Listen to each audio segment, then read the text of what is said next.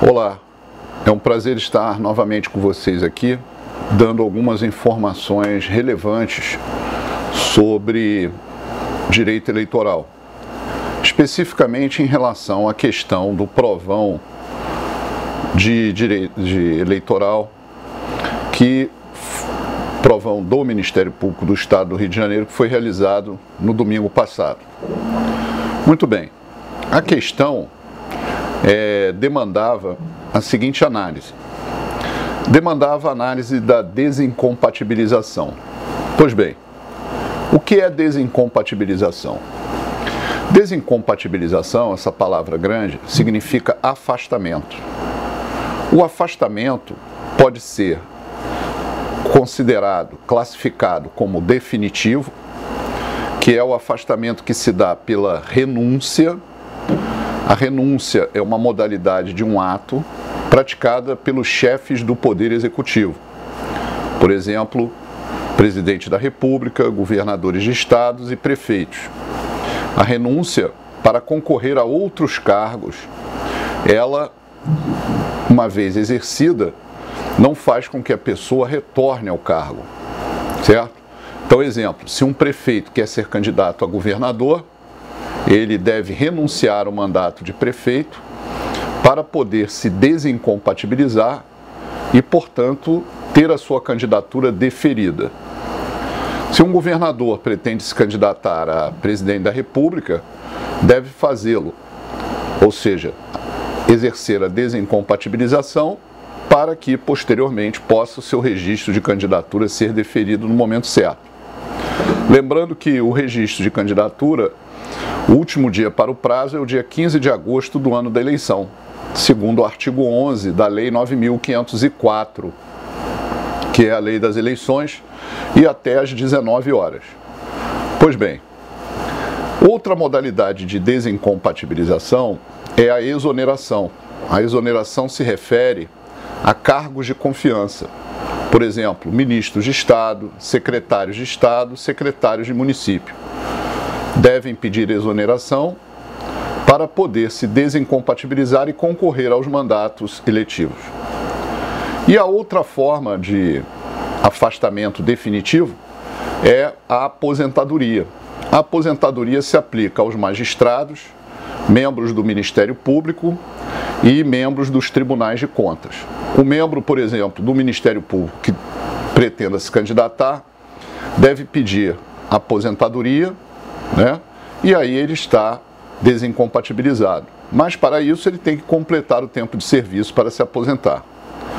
Caso contrário, o sistema atual determina que ele peça exoneração, ou seja, não é possível, pela legislação hoje do Ministério Público vigente, a resolução número 30 do Conselho Nacional do MP, o artigo 128, parágrafo 5º, incisos da Constituição Federal que tratam das vedações, o exercício de atividade político-partidária pelo membro do parquê.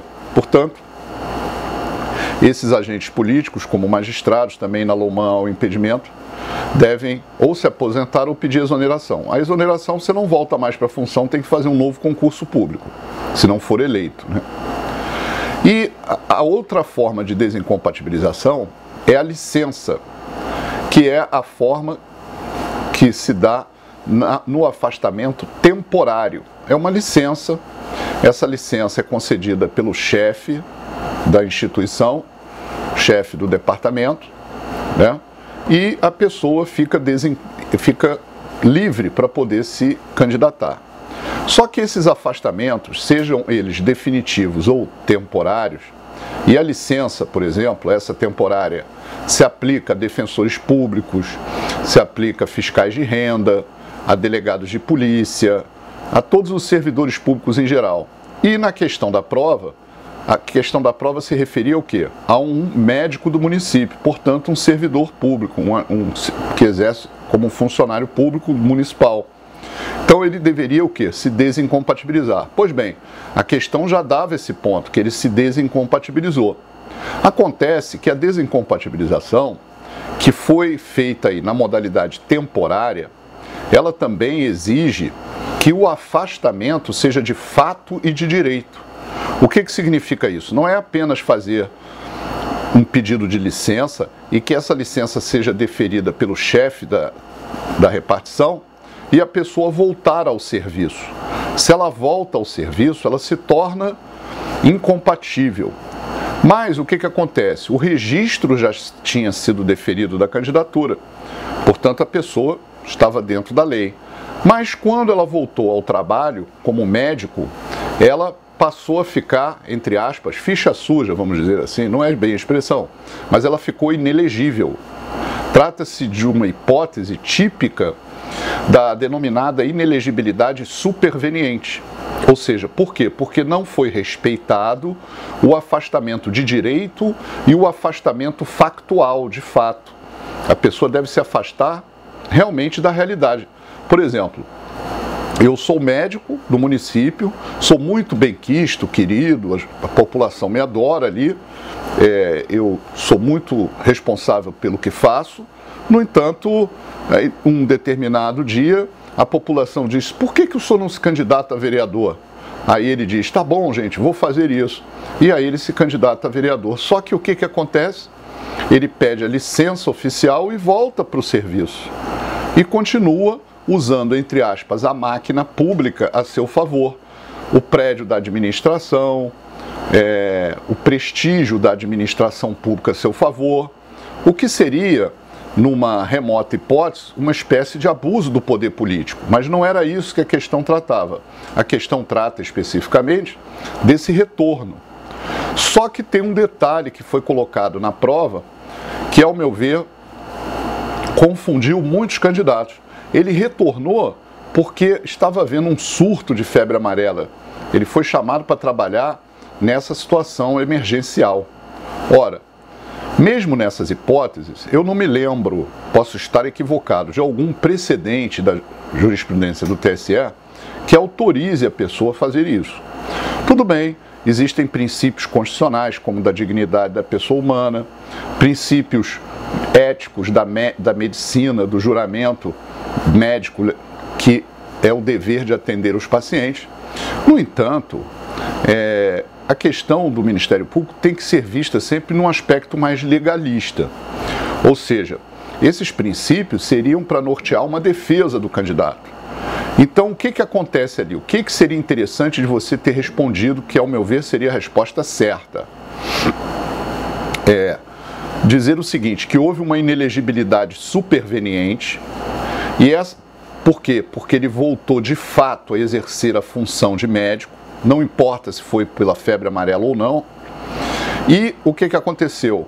Ele ganhou a eleição e quando ele for receber o diploma, será proposto contra ele, será interposto um RCED. O que é o RCED? Recurso contra a expedição do diploma, com base no artigo 262 do Código Eleitoral. Certo? Esse recurso, com base no artigo 262, ele cabe exatamente como uma das hipóteses a inelegibilidade superveniente. O que é inelegibilidade superveniente? Que é aquela que surge entre o registro e a data da eleição. Ou seja, no momento da eleição ele estava exercendo a função de médico, não estava afastado da função e, portanto, isso ensejaria por uma providência pelo promotor eleitoral, que é a interposição desse recurso. Atenção, o RCED, o prazo de interposição dele são 3 dias, tá bom?